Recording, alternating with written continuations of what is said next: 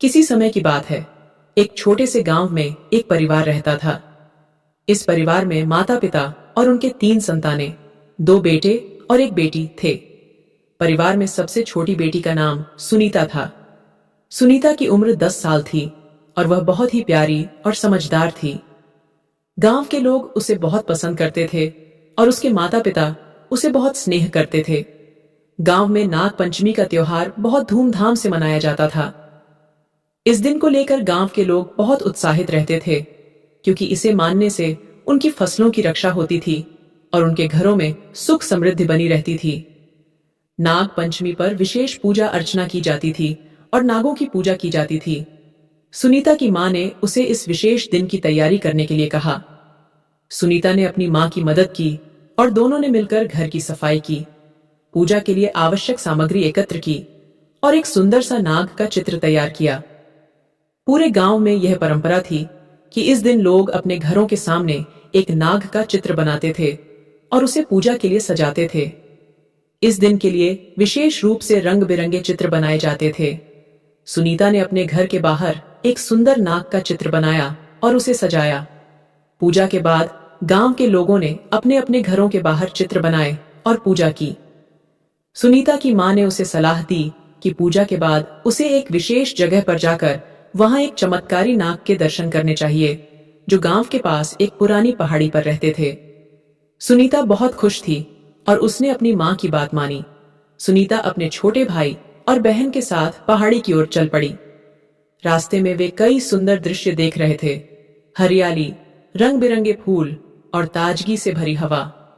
सुनीता और उसके भाई बहन ने अपने कदम तेजी से बढ़ाए ताकि उन्हें जल्दी से मंदिर में पूजा करने का मौका मिल सके। जब वे पहाड़ी की चोटी पर पहुंचे तो उन्होंने देखा कि वहां एक पुराना मंदिर था, जो नाग देवता का था। मंदिर के चारों ओर एक पवित्र वातावरण था और वहां एक नाग की मूर्ति स्थापित की गई थी। मंदिर के पास एक छोटा सा कुआं भी था, जिसमें स्वच्छ और ठंडा पानी बह रहा था। कुएं के आसपास कुछ जड़ी बूटियां उगी हुई थीं, जो इस जगह को और भी सुंदर बना रही थीं। सुनीता और उसके भाई बहन ने मंदिर में जाकर नाग देवता की पूजा की और उनसे अपने परिवार की सुरक्षा और सुख समृद्धि की प्रार्थना की। पूजा के बाद वे मंदिर के पास एक बगीचे में खेलने लगे, जहां उन्हें एक अद्भुत अनुभव हुआ। बगीचे में सुंदर फूल और झरने थे और वहां की शांति उन्हें बहुत भाई। बगीचे के बीचों बीच एक बड़ा पेड़ था, जिसके नीचे एक बेंच रखी हुई थी। सुनीता और उसके भाई बहन उस बेंच पर बैठ गए और पेड़ के नीचे खेलते हुए समय बिता रहे थे।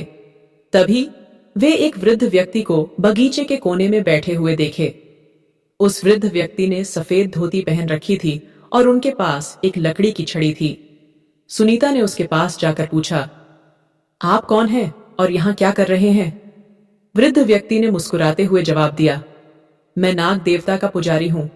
इस पवित्र स्थान की देखभाल करता हूँ और लोगों की मदद करता हूँ। इस दिन विशेष रूप से मैं यहाँ आता हूँ ताकि लोगों को नाग देवता की कृपा मिल सके। वृद्ध पुजारी ने सुनीता को बताया कि वह इस दिन विशेष रूप से एक शापित नाग को अपने घर बुलाने के लिए आए थे। ये नाग गांव के लिए बहुत ही महत्वपूर्ण था और उसकी पूजा करने से गांव में सुख समृद्धि रहती थी। उन्होंने सुनीता को एक तावीज दिया और कहा कि इसे अपने घर में सुरक्षित रखना होगा, ताकि नाग देवता की कृपा परिवार पर बनी रहे। सुनीता ने तावीज को स्वीकार किया और घर लौट आई। घर पहुंचकर उसने अपनी मां और पिता को तावीज के बारे में बताया। परिवार ने तावीज को एक सुरक्षित जगह पर रखा और नियमित रूप से पूजा अर्चना की। नाग पंचमी का त्योहार धूमधाम से मनाया गया। गांव के लोग बहुत खुश थे और उन्होंने पूजा के बाद एक बड़ा भोज आयोजित किया। इस भोज में सबको बुलाया गया और गांव भर में खुशी का माहौल था। सुनीता की माता ने गांव की महिलाओं को स्वादिष्ट मिठाइयां बनाकर बांटी और उनके पति ने सभी पुरुषों को पारंपरिक भोजन परोसा। समय बीतता गया और सुनीता की कहानी गांव में प्रसिद्ध हो गई। हर साल नाग पंचमी पर सुनीता के परिवार को विशेष आशीर्वाद मिला और गांव में सुख समृद्धि का आगमन हुआ। लोग सुनीता की सादगी और भक्ति की कहानी को सुनकर प्रेरित हुए और उन्होंने भी नाग देवता की पूजा के महत्व को समझा। गांव में लोग नाग पंचमी को न केवल एक परंपरा के रूप में मानते थे, बल्कि यह एक विश्वास और भक्ति का प्रतीक बन गया था। सुनीता और उसके परिवार ने हमेशा इस त्योहार को खास मानते हुए अपने जीवन में सुख समृद्धि की कामना की और नाग देवता की पूजा की। इस प्रकार नाग पंचमी का त्योहार एक नई दिशा और प्रेरणा का संदेश लेकर आया।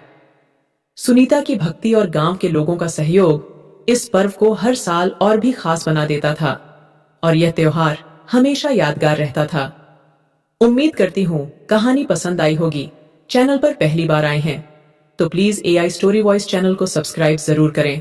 कहानी सुनने के लिए आपका बहुत बहुत धन्यवाद।